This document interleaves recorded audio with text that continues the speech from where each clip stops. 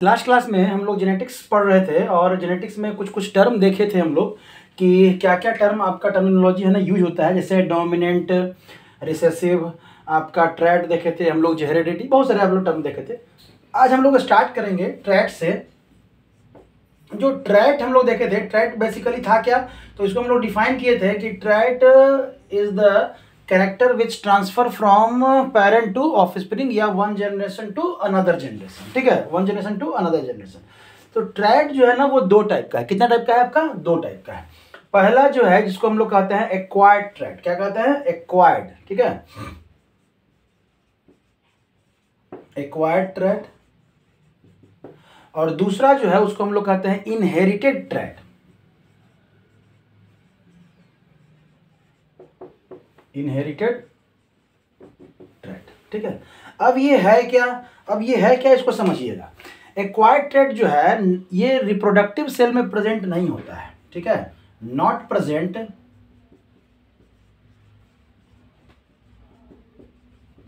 इन reproductive cell, ये reproductive cell में present नहीं होता है। तो ये क्या होगा, अगर इसकी बात करें तो प्रेजेंट इन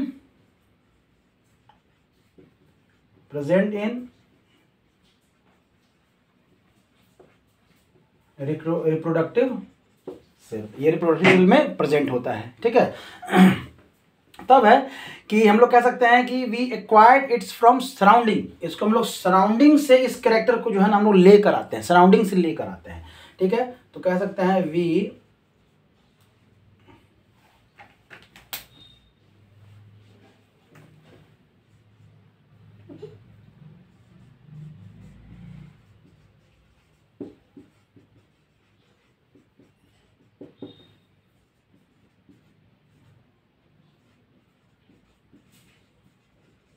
सराउंडिंग। ठीक है, क्या कहते हैं?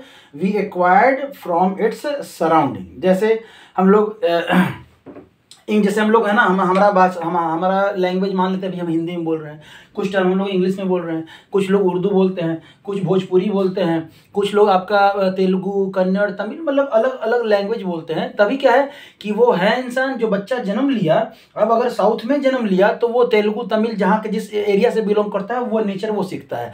हम लोग अगर इधर के एरिया को हम लोग कहें, आपका नॉर्थ इंडिया की अगर हम लोग बात करते हैं या ईस्ट इंडिया की बात करते हैं या वेस्ट जो भी हो, तो अगर साउथ की, मतलब हर रीजन में अलग अलग हम लोग लैंग्वेज का यूज करते हैं। तो ये लैंग्वेज हमारा अपना कैरेक्टर नहीं है, समझ रहे हैं? हमारा ये अपना कैरेक्टर नहीं है, इनहेरिटेड, एक पेरेंट से ट्रांसफर नहीं हो रहा। मतलब आपके पेरेंट्स अगर सपोज कीजिए बंगाली हैं या मतलब उड़िया हैं या मतलब जो भी रीजन के, कोई पर्टिकुलरली हम ये नहीं कर रहे हैं, तो अगर वो चले गए साउथ में और उनका जो बच्चा है, जो है नेक्स्ट जनरेशन जो है वो साउथ में ही जन्म लिया, पला बढ़ा, तो वो वहाँ का लैंग्वेज ऑलरेडी सीख लेगा। समझ में आ रहा है? वो उतना अच्छा से आपका लैंग्वेज मदर टंग नहीं बोल पाएगा वो जिस एरिया में। तो वही है कि we acquired from its surrounding, इसको सराउंडिंग से एक्वायर करते हैं। ठीक है, तो वही बहुत सारा जो भी है आपका चीज़, इसको हम लोग क्या करते हैं, ये वन पेरेंट से अदर पेरेंट्स में, या कह सकते हैं कि ये जो कैरेक्टर है वो कहाँ से आ रहा है? पेरेंट से आ रहा है हमारे पास। कहाँ से आ रहा है?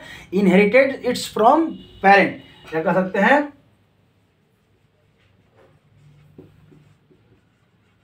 Coming from parents. Simple word ले लीजिए, कमिंग फ्रॉम पेरेंट्स। समझ में आ रहा है? पेरेंट्स, ये पेरेंट्स से आता है। जैसे कलर ऑफ स्किन, अगर स्किन का कलर है मम्मी काला पापा काला, तो बेटा बेटी जो होगा वो क्या होगा? वो डार्क कलर का ही होगा। अब काला नहीं कह सकते हैं, डार्क कलर कह सकते हैं। ठीक है, डार्क कलर, जैसे हम लोग रहोगे डार्क कलर। तो ये जो डार्क कलर हमारा जो जेनेटिक है वो कहाँ से आया है? तो हमारे पेरेंट्स से आया है। ऐसा नहीं है कि कोई अफ्रीकन जो है ना, वो अफ्रीकन कपल की बात कर रहे हैं। ठीक है, अफ्रीकन कपल अगर आपका कश्मीर में चला जाए और उसका जो बेबी होगा वो गोरा होगा, ऐसा नहीं है। या कह सकते हैं कि जो कश्मीरियन कपल हैं वो चले जाए आपके साउथ में तो उनका बेबी जो है काला होगा, ऐसा भी नहीं है।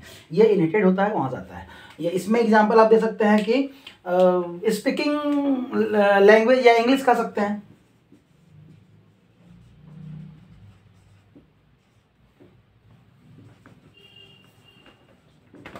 इंग्लिश, ये क्या होगा आपका?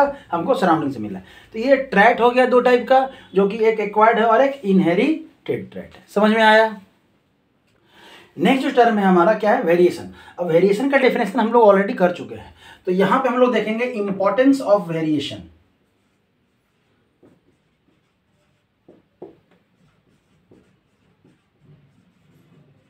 वेरिएशन का क्या क्या इंपॉर्टेंस है और क्यों जरूरी है वेरिएशन, समझ में आ रहा है, वेरिएशन हमारा क्यों जरूरी है।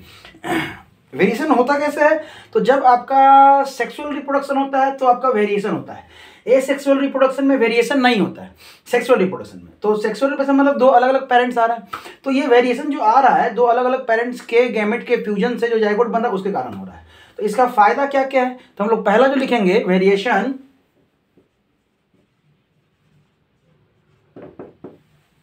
Variation continue to pile up, क्या है, पाइल अप फॉर्मिंग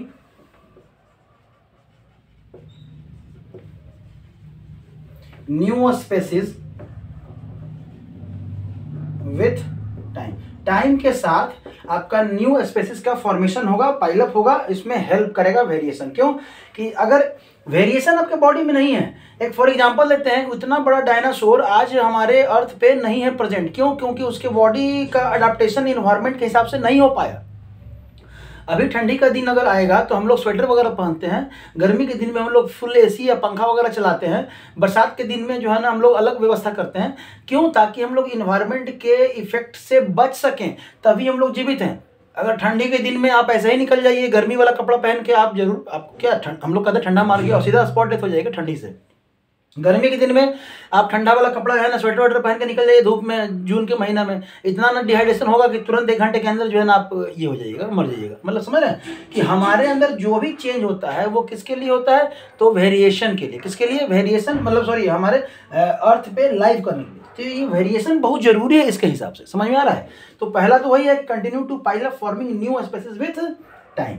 दूसरा जो है आपका, the essential in the struggle for existence. Variation is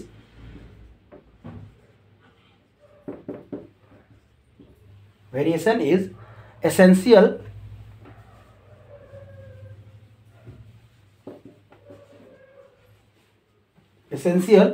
for struggle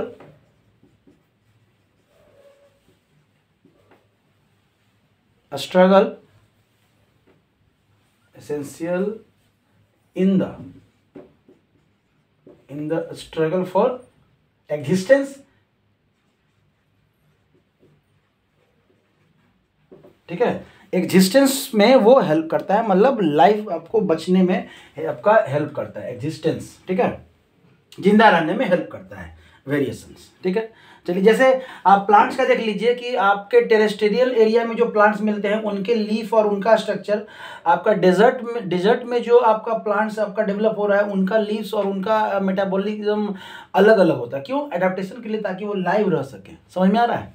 ठीक है, तीसरा जो है adaptation is due to variation, adaptability is due to variation. Adaptability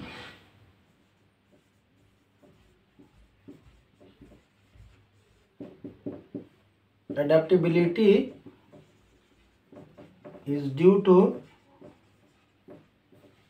variation.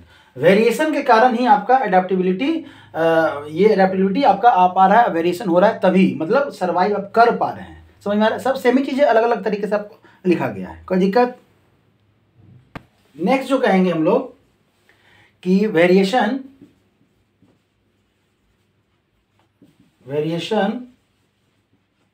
allow breeders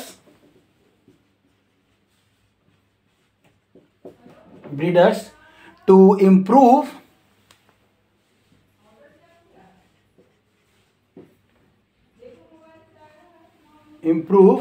race of plants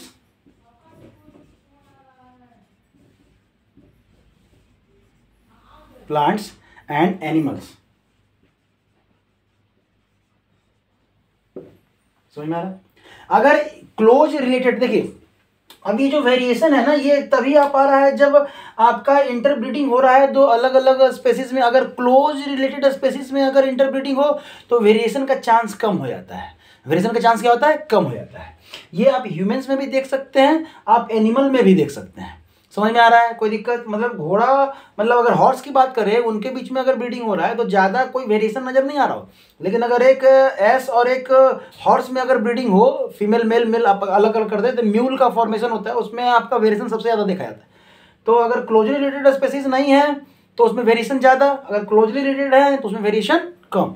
तो इतना समझने के लिए आपके काफ़ी है, आपके लेवल पे, कि वेरिएशन से हमको क्या क्या फ़ायदा यहाँ पे होगा। समझ में आ रहा है। अगर डिसकंटिन्यूअस वेरिएशन हो रहा है तो वो नया ट्रेट का जो है ना एक करेक्टर, नया करेक्टर का फॉर्मेशन करेगा डिसकंटिन्यूअस। अब उतना डिटेल में नहीं चाहिए, मतलब टाइप है, देखिए वेरिएशन का बहुत सारा टाइप है, सोमैटिक वेरिएशन, जेनेटिक वेरिएशन, आपका डिसकंटिन्यूअस वेरिएशन, कंटिन्यूअस वेरिएशन। तो ये डिटेल में जब 11वीं-12वीं में जाएंगे तो वहाँ पढ़ना है, तो यहाँ पे अभी डिटेल में उतना करने की जरूरत नहीं है, बस समझ लेना है कि वेरिएशन का ये इंपॉर्टेंस है। तब हम लोग पढ़ेंगे मोनोहाइब्रिड, डाईहाइब्रिड और पॉलीहाइब्रिड। बाद में इसी को मोनोहाइब्रिड क्रॉस, डाईहाइब्रिड क्रॉस और पॉलीहाइब्रिड क्रॉस के रूप में हम लोग पढ़ते हैं। मोनोहाइब्रिड मतलब, मोनो मतलब होता है एक, हाइब्रिड मतलब हाइब्रिड का फॉर्मेशन हो रहा है, मतलब एक कैरेक्टर से आपका जो है ना हाइब्रिड का फॉर्मेशन हो रहा है। तो क्या कर सकते हैं, when only one allylic pair is consider, when only one allylic pair is consider, ठीक है, consider in cross breeding,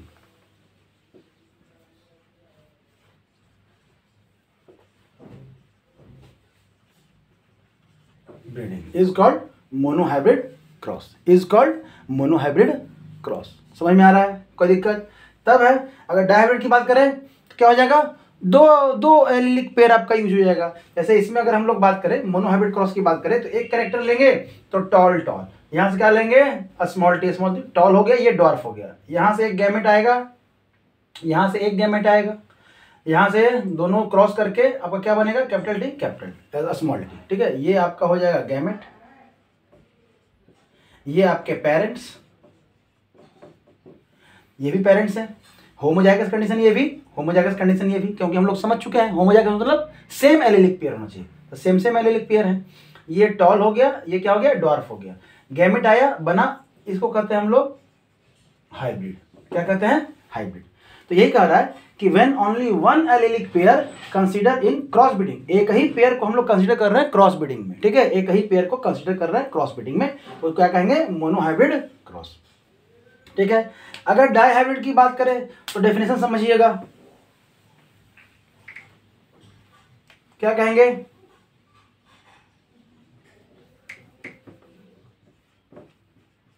when two allelic pair consider in cross breeding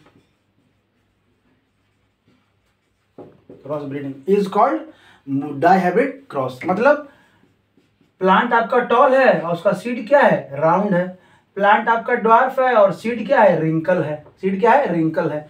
यहाँ से कितने गैमेट्स आएंगे, कितने टाइप के, तो दो, एक टाइप का ही गैमेट आएगा, टी और आर। यहाँ से एक कैरेक्टर आएगा टी और आर, ये दोनों क्रॉस करेंगे तो बनेगा capital T small T capital R small R, और इसको कहते हैं हम लोग हाइब्रिड। क्या कहते हैं हम लोग, हाइब्रिड। समझ में आया। अब देखिए, तो यहाँ से आप, अभी हम लोग पढ़ेंगे, डिटेल में पढ़ेंगे, बस यहाँ खाली बता दे रहे एग्जाम्पल के रूप में कि दो कैरेक्टर लिए, एक क्या लिए, टॉल लिए, एक क्या लिए हम लोग, टॉल लिए, और ये किसके लिए रिप्रेजेंट कर रहा है, राउंड के लिए। सीड क्या है आपका, राउंड है।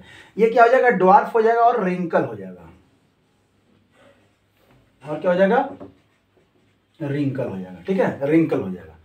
समझ में आ रहा है। तो ये जो आपका बना हाइब्रिड बना, तो वही बोल रहा है टाइप। अब पॉलीहाइब्रिड का समझ में आ गया होगा कि दो से ज्यादा, अगर दो से ज्यादा हम लोग कैरेक्टर को लेकर कर रहे हैं तो क्या कहेंगे, पॉलीहाइब्रिड क्रॉस कहेंगे। तो ये लिखने का जरूरत भी नहीं है, आप समझ चुके हैं, ठीक है।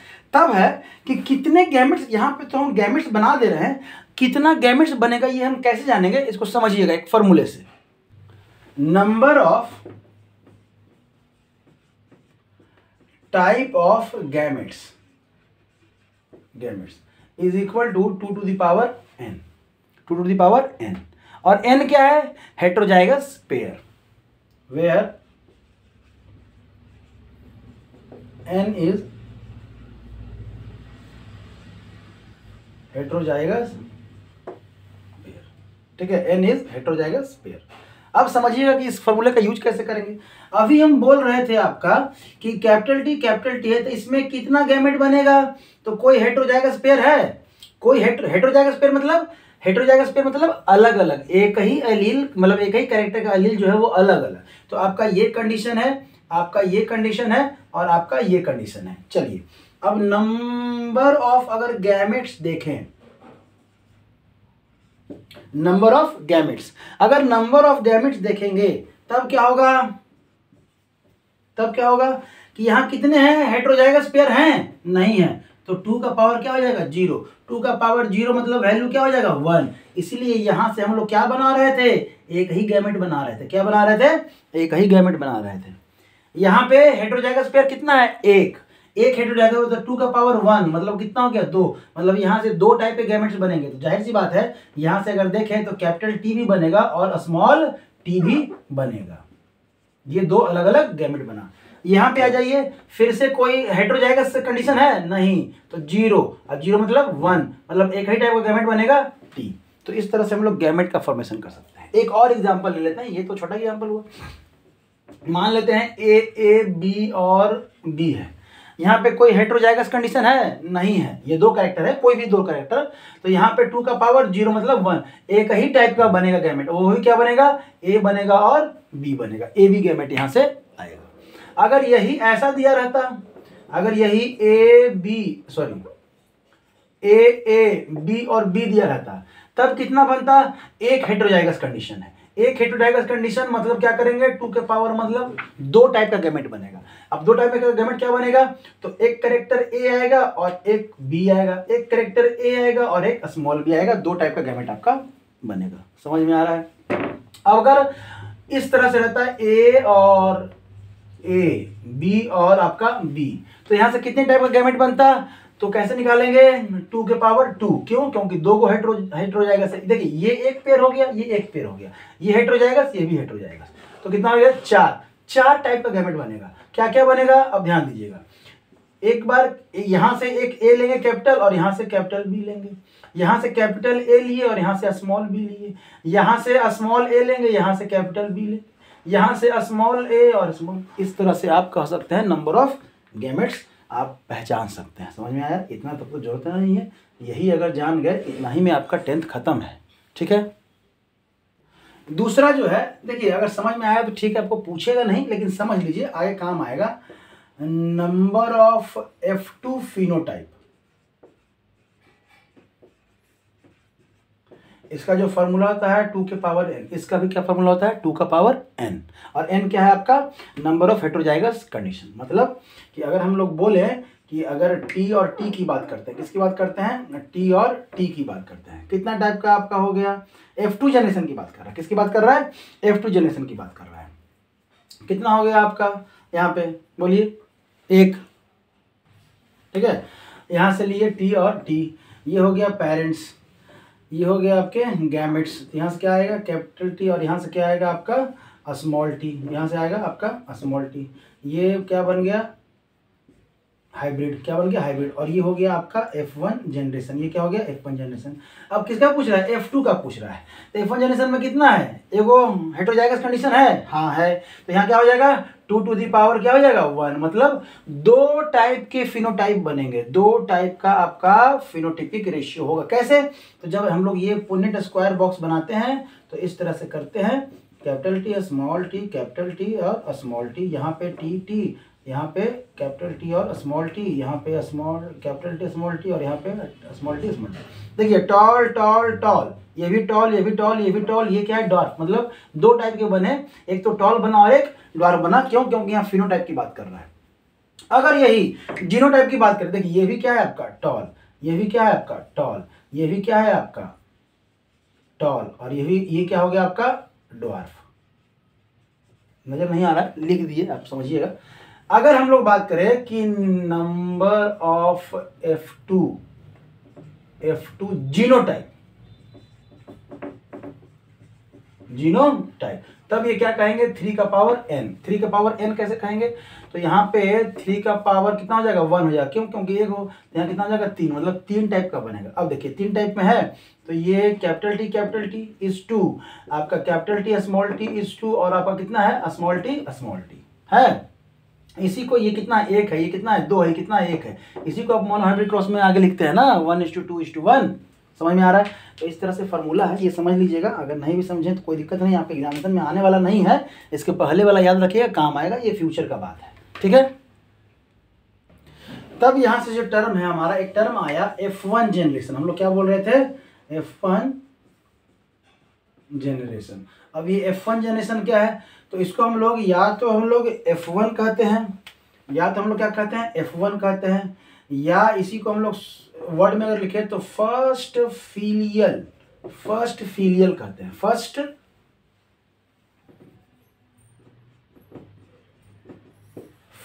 फीलियल। देखिए फीलियल जो वर्ड है ना, जो फिलस मतलब होता है सन, और फिलस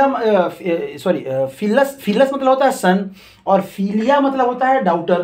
तो सन और डाउटर से ये टर्म आया है। ये दिया कौन, ये टर्म दिए कौन, तो वाटसन दिए, वाटसन वही है फादर ऑफ मॉडर्न जेनेटिक्स। क्या ना है, फादर ऑफ मॉडर्न जेनेटिक्स। 1965 में 1905 में दिए, ऑलमोस्ट बहुत पहले दिए। ये ईयर याद रखने की जरूरत नहीं है, इसका इंपॉर्टेंस नहीं, लिख दिए समझने के लिए। इन्होंने दिया था, जिसका नाम क्या लिखा था फर्स्ट फीलियल या फर्स्ट। ये है क्या, तो it is a generation first, इसको कह सकते हैं F1 generation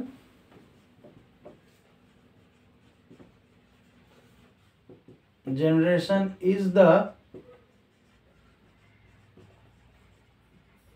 generation which produced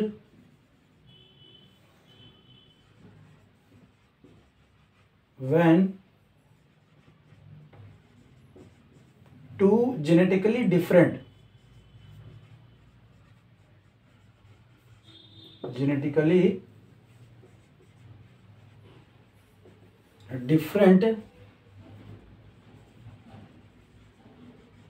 organism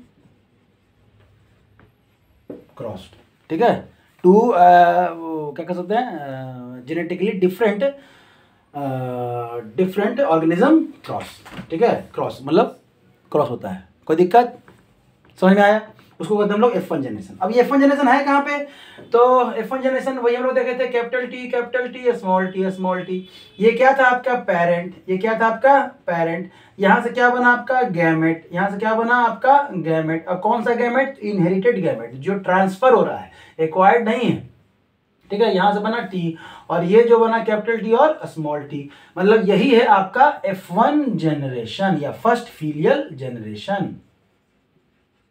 मतलब पहला क्रॉस करने के बाद ये पेरेंट्स के क्रॉस करने, टू डिफरेंट पेरेंट्स, डिफरेंट बोल रहे हैं, आइडेंटिकल नहीं, मतलब मेल और फीमेल पेरेंट्स के क्रॉसिंग से ही ये जो गैमेट बना, जो जाइगोट बना, उसको हम लोग क्या कह रहे हैं फर्स्ट फीलियल कह रहे हैं। क्या कह रहे हैं फर्स्ट फीलियल। F2 जनरेशन की बात करें, F2 जनरेशन का अगर बात करें तो इसको हम लोग क्या कह सकते हैं, F2 कहिए या कहिए सेकेंड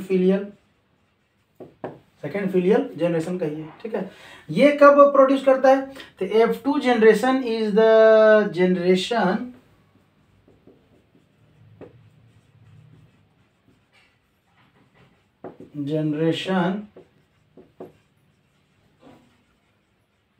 विच प्रोड्यूस्ड। ठीक है, विच प्रोड्यूस्ड, कब ये प्रोड्यूस करेगा या एराइज करेगा, प्रोड्यूस क्या कर सकते हैं या एराइज कर सकते हैं, arise produced when organism of F1 generation is in interbreeding। ठीक है, रिजल्ट ऑफ क्या कह सकते हैं प्रोड्यूस when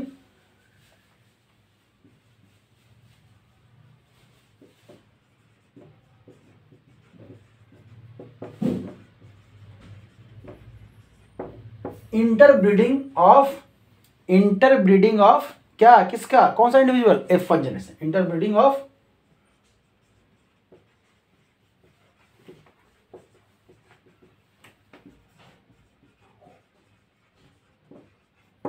F1 जनरेशन का।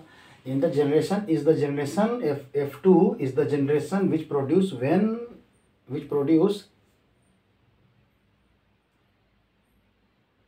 when result of inbreeding of organism of F1 generation. ठीक है, F1 जनरेशन मतलब ये F1 जनरेशन से आपका TT आ गया था यहाँ पे, इसको हम लोग क्या बोल रहे थे, हाइब्रिड बोल रहे थे। क्या बोल रहे थे, हाइब्रिड बोल रहे थे।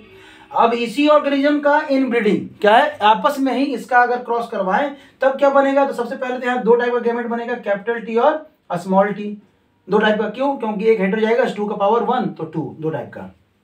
तब यहां से हम लोग एक बॉक्स में इस तरह से हम लोग करते हैं, इस बॉक्स को क्या बोलते हैं, पुन्नेट स्क्वायर बॉक्स बोलते हैं। एक साइंटिस्ट थे पुन्नेट साहब, जिन्होंने इस तरह से बॉक्स में अरेंज किया और यहाँ रखते हैं कैपिटल टी, यहाँ भी कैपिटल टी स्मॉल टी। ठीक है, इधर आप इस तरह से साइन देके या तो इधर आप मेल कर दीजिए और इधर आप क्या कर दीजिए, फीमेल कर दीजिए, या इधर मेल कर दीजिए इधर फीमेल कर दीजिए, कोई फर्क नहीं पड़ता है। यहां से जो इंडिविजुअल बनेगा आपका कैपिटल टी स्मॉल टी, इसी को कहते हैं हम लोग F2 जनरेशन। क्या कहते हैं, F2 जनरेशन। नहीं दिखाई दे रहा है, वही है F2 जनरेशन लिखे हैं, कोई दिक्कत नहीं, समझ में आ रहा है। इसको क्या कर हम लोग F2 जनरेशन का, यहां तक में कोई दिक्कत नहीं। पुन्नेट साहब ये स्क्वायर जो है ना हम लोग देते हैं, पुन्नेट एक साइंटिस्ट थे जिन्होंने इस स्क्वायर के बारे में बतलाया था, उनका नाम है पुन्नेट, और वो स्क्वायर दिए तो पुन्नेट स्क्वायर हो गया। ठीक है, क्या हो गया, पुन्नेट स्क्वायर। और बहुत बाद में दिए थे, स्टार्टिंग में मेंडलीव साहब ऐसा ही अपना एनालिसिस के रूप में रखे थे मेंडल साहब। ठीक है, मेंडल साहब थे कौन, तो मेंडल साहब क्या थे आपके, तो वो मैथमेटिशियन थे। और सोचिए जेनेटिक्स में इतना अच्छा काम कर गए कि हम लोग आसानी से जेनेटिक्स को समझ पा रहे हैं, समझ में आया।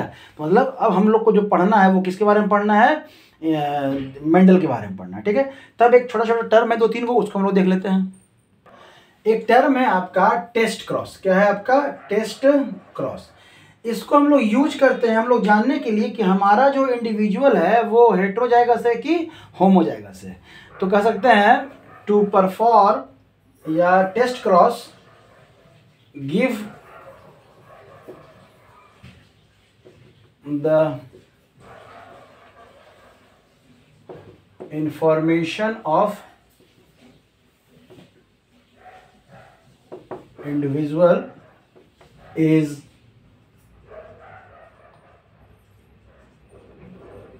homozygous और heterozygous.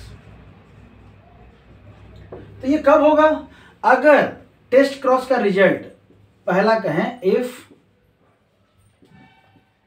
Test cross result is 50%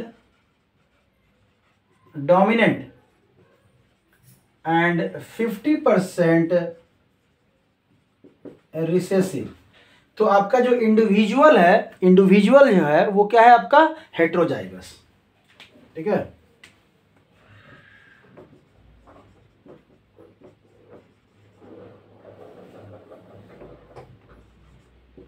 individual is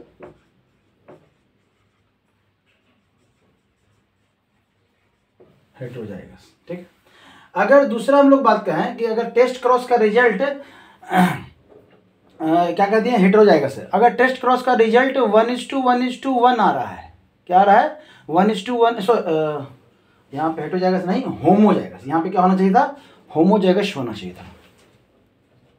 नहीं ठीक है, समझिएगा, इस चीज़ को पहले समझ लेते हैं कि अगर मान लेते हैं F1 जनरेशन का कोई आप ले लिए कैपिटल टी स्मॉल टी, और यहाँ पे स्मॉल टी रिसेसिव वाला, क्या है आपका, रिसेसिव वाला। इसके साथ तो दो गैमेट बनेगा, कैपिटल टी और स्मॉल टी। ठीक है, स्मॉल टी, और यहाँ क्या बनेगा, सिर्फ स्मॉल टी बनेगा। जब यहाँ से हम लोग क्रॉस करवाएंगे तो क्या होगा, कैपिटल टी स्मॉल टी, और यहाँ करवाएंगे तो स्मॉल टी।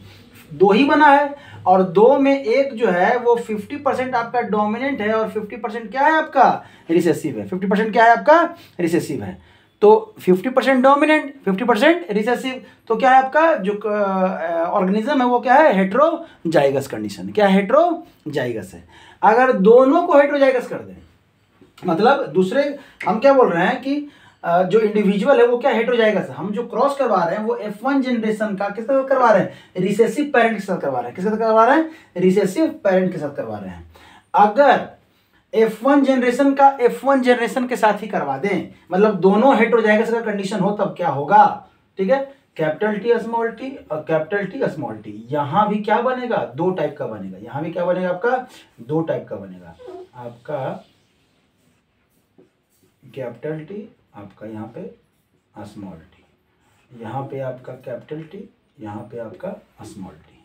यहाँ भी जो आपका रहेगा वो क्या रहेगा, कैपिटल टी, और यहाँ जो आएगा वो क्या आएगा, कैपिटल टी स्मॉल टी, यहाँ जो आएगा वो कैपिटल टी स्मॉल टी, और यहाँ जो आएगा वो क्या है, स्मॉल टी स्मॉल टी। यही वाला जो जनरेशन है ये आपका मोनोहाइब्रिड क्रॉस का रिजल्ट है, जीनोटिपिकली 1:2:1। मतलब मोनोहाइब्रिड क्रॉस के बारे में समझेंगे हम लोग यहाँ पे आगे, ठीक है। इसके बाद हम लोगों को आगे पढ़ना है मोनोहाइब्रिड क्रॉस, डायहाइब्रिड क्रॉस। उसके पहले हम लोग को पढ़ना है मेंडल साहब ने क्यों चूज किया पी प्लांट को, ठीक है। तो why they are choose pea plants, क्या क्या करेक्टरिस्टिक्स उन्होंने देखा। 7 कंट्रास्टिंग कैरेक्टर हम लोग बोलते हैं, 7 कंट्रास्टिंग कैरेक्टर। कलर था, pod colour, pod shape, position flower का, लेंथ आपका हो गया, आपका कलर हो गया, ठीक है। ये सारा चीज़ था जिसमें 7 टाइप का कैरेक्टर था, जिसको कि हम लोग करेंगे नेक्स्ट वीडियो में। वहीं पे जैसे जैसे हम लोग आगे बढ़ते चले जाएँ, हमें लगा यहाँ पे कि हम लोग अभी मोनोहाइब्रिड क्रॉस के बारे में पढ़े नहीं हैं और आपको बता रहे हैं, तो यहीं पे हम जो है ना स्टॉप कर देते हैं इस चीज़ को। क्योंकि अब मोनोहाइब्रिड क्रॉस जब तक पढ़ेंगे नहीं तब तक ना हम टेस्ट क्रॉस को समझ पाएंगे, ना हम बैक क्रॉस को समझ पाएंगे, ना हम सेल्फिंग को समझ पाएंगे। तो अब हम लोग जो पढ़ेंगे अगले वीडियो में वो क्या पढ़ेंगे, मेंडेलियन एरा, जहाँ पे मेंडल साहब ने एक्सपेरिमेंट किया था, क्यों किया था, कैसे किया था, क्या क्या किया था, वो सब हम लोग, ठीक है। Thank you.